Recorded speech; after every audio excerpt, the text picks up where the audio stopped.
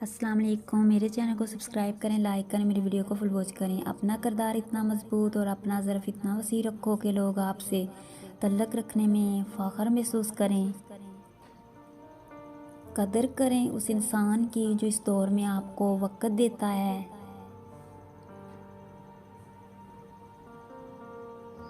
کوئی جب چپ رہے تو اسے سننے کی کوشش ضرور کرنا۔ زندگی میں مشکل وقت نہ آئے تو اپنوں میں چھپے ہوئے غیر اور غیروں میں چھپے ہوئے اپنے کیسے نظر آتے۔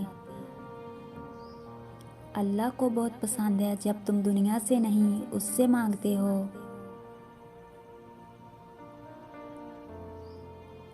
وہ ہر تکلیف سے واقف رہ کر تم سے ہی سننا چاہے گا۔ وہ کچھ حالات سے گزار کر تمہیں زندگی کا صحیح مطلب سمجھائے گا۔ وہ فرماتا ہے خود کو اکیلا کبھی نہیں سمجھو، تم جہاں کہیں بھی ہو میں وہاں ہوں۔ تم وہ مانگتے ہو جو تمہیں اچھا لگتا ہے اور اللہ وہ دیتا ہے جو تمہارے لیے اچھا ہوتا ہے۔ تمہاری دعاؤں میں اتنی طاقت ہے کہ تم اپنی دعاؤں سے اپنا نصیب بدل سکتے ہو۔ شکوہ کم اور شکر زیادہ کرو، زندگی آسان ہو جائے گی۔ اللہ انسان کو آزماتا ضرور ہے مگر آزمائش میں پناہ نہیں چھوڑتا۔ رب کی محبت کے آگے انسانوں کی محبت کوئی حیثیت ہی نہیں رکھتی۔